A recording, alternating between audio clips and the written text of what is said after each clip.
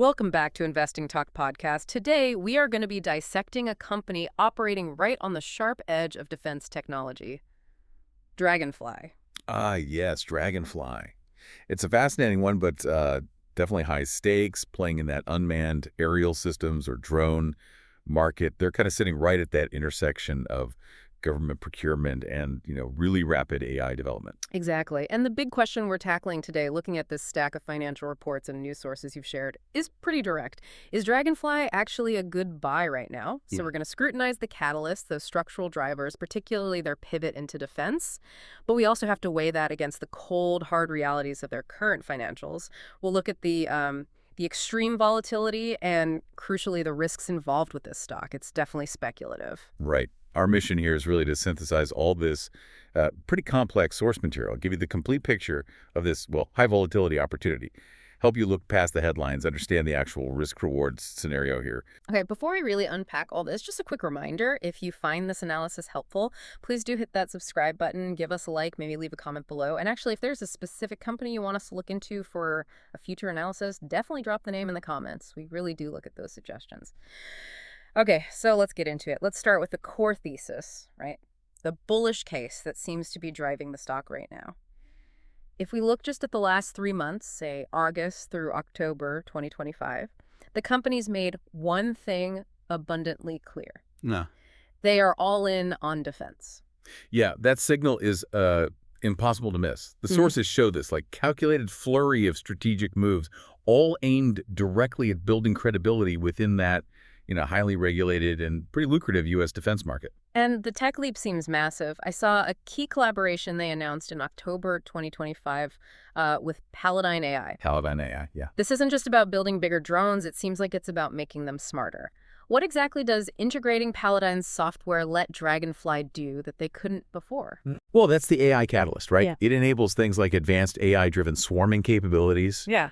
And completely autonomous missions. These are really the future requirements for modern warfare. Yeah. You're talking sophisticated intelligence, surveillance, reconnaissance, ISR, as the military calls it. They're kind of moving from just selling a product to being more of an integrated solution provider. Okay, and crucially, these aren't just like isolated tech announcements happening in a vacuum. They're also building the network to sell this stuff. Yeah. So in September, they set up that strategic alliance with Global Ordnance. Right.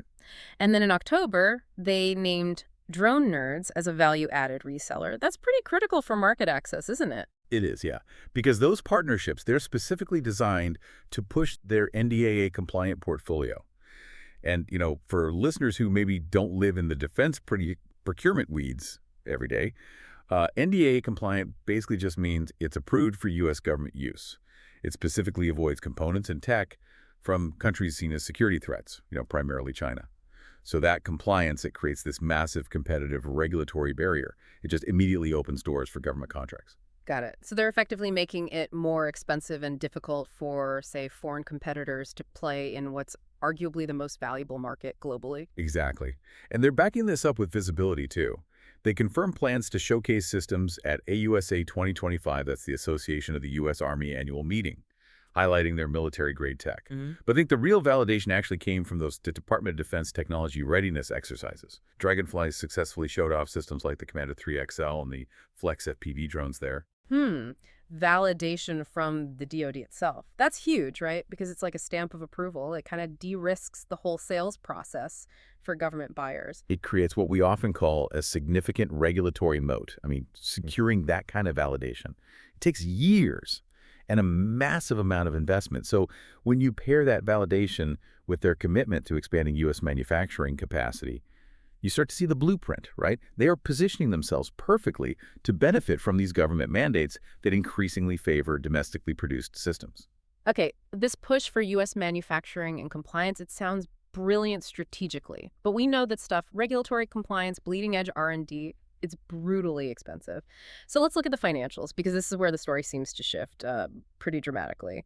How much is this defense pivot actually costing them right now? It's a really critical contrast. If we look at the Q2 2025 snapshot, it truly is a tale of two companies. On the balance sheet side, they look almost bulletproof. They boosted their cash position to a, well, pretty robust $22.6 million. They did that by closing several large capital raises, including a $25 million registered direct offering. Okay, so that cash runway, that's got to be the foundation of the bullish case, right? It gives them time to execute the plan. Yeah. And here's where it gets, really interesting. The profitability challenge. Despite that war chest, the company's still losing money and at quite an aggressive pace. Okay, give us the stark numbers on that loss side. For listeners who maybe aren't dep in accounting, what does the core operational profitability actually look like? Well, the numbers are pretty stark. Trailing 12-month, or TTM, net income is negative $9.61 million, and that's against TTM revenue of only $5.25 million. Wow.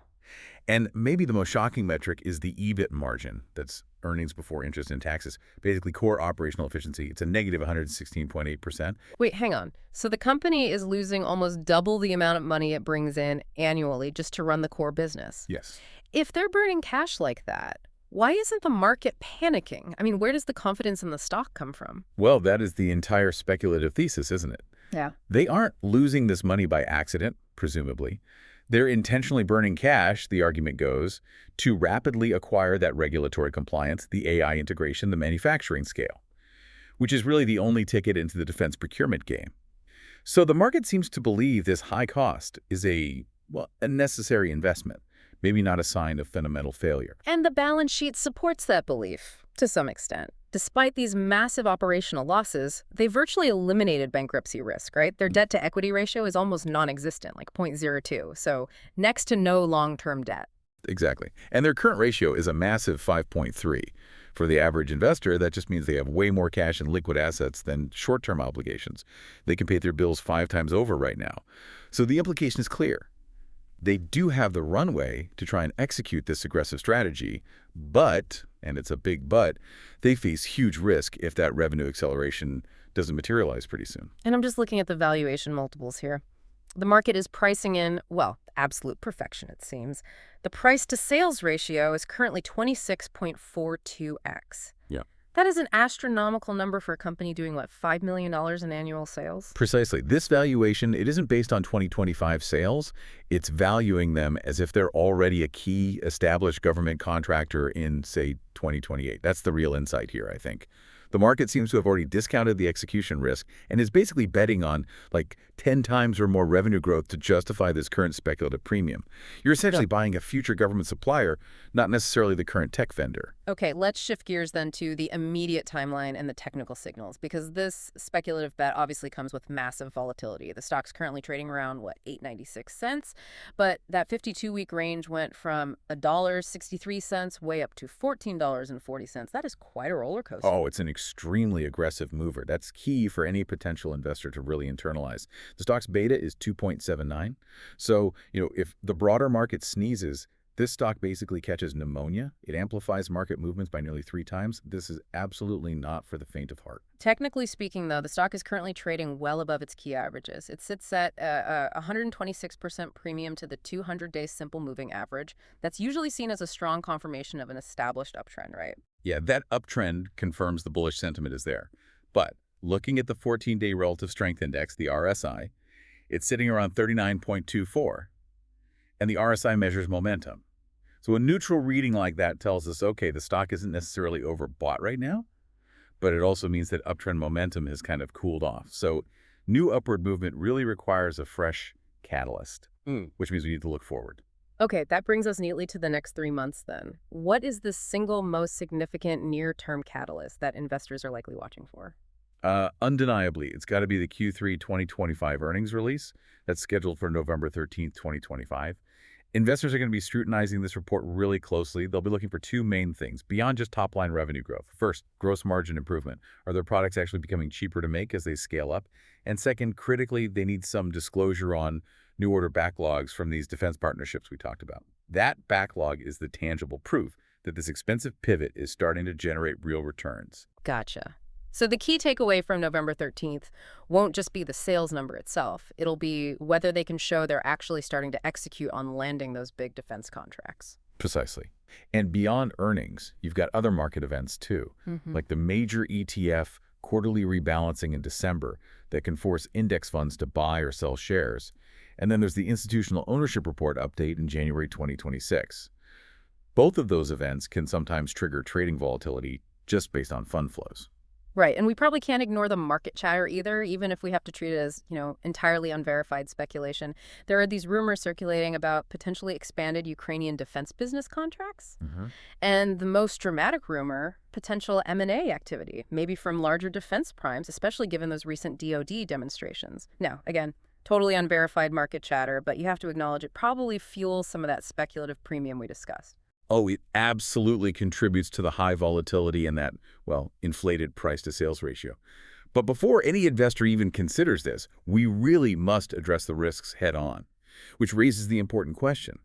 What are the biggest, most fundamental hurdles Draganfly faces, even with that nice cash runway? Yeah, I see three major risks highlighted in the source material, and they all seem to center around execution, really. First is just the sheer execution risk, management's ability to actually pull off this huge U.S. manufacturing expansion at scale. It's unproven. Scaling production for complex, high-reliability defense systems is notoriously difficult. You face potential cost overruns, delays that could eat into that $22.6 million cash cushion pretty fast. That's a big one. Second is customer concentration. Small cap defense contractors, they rarely have thousands of customers. They often rely heavily on just one, two, maybe three major government clients. Losing even one key contract or just facing lengthy procurement delays, that could be absolutely devastating to their revenue stream. It could stall that crucial growth acceleration they need. Good point. And finally, there's technology obsolescence. I mean, the drone industry moves at lightning speed, doesn't it? It really does. So to stay ahead of competitors, they need to continuously sustain heavy R&D investment, which, as we already discussed, is kind of the reason they're reporting those massive losses right now. They're basically racing against the clock before a competitor maybe develops a better AI solution or just a cheaper, faster platform. Okay, so given this pretty extreme risk-reward profile, let's try and wrap up with the final investment thesis drawn from the source analysis. Right, what does this all mean when you put it together? When we look at everything the powerful catalysts weighed against that massive financial burn and these execution hurdles, the overall takeaway from these reports seems to land Draganfly at a kind of moderate 6.5 out of 10 bullish rating. Yeah, the consensus seems to identify Draganfly as a, quote, speculative growth opportunity. Really best suited for aggressive investors, people with a high risk tolerance, and importantly, a patient 12 to 24-month time horizon. And if they do execute, the upside potential looks significant. The single analyst covering the stock maintains a strong buy rating. Their 12-month price target is $14. Now, that represents a potential 61.29% upside from current levels, so not insignificant. But the firm recommendation from the sources is also very clear. Avoidance. This is not for conservative investors or anyone who might need near-term liquidity. It really is a high-stakes bet on future defense contracts materializing and, frankly, flawless execution over the next couple of years. That execution, though, it is happening against a backdrop of some incredibly powerful regulatory tailwinds that we probably shouldn't ignore. Maybe consider this as a final provocative thought. That structural shift in the U.S. away from foreign manufactured drones, it's not just a trend, it's becoming a political mandate almost. The projected U.S. drone market size is set to hit, $14.55 billion by 2030? Right. And if government actions like that pending American Security Drone Act, that passes and effectively mandates only U.S.-made systems for all government and critical infrastructure use, well, the addressable market for a compliant company like Draganfly just expands dramatically, almost overnight. Suddenly, their current $6.56 million in annual revenue looks minuscule compared to the potential market they could capture. That regulatory pressure alone might just force the market to forgive the current losses for a while longer. It's definitely a compelling risk-reward scenario, and one we will certainly be watching closely. Thank you for sharing your sources and digging into this with us today. And thank you all for listening. We'll catch you next time on Investing Talk Podcast.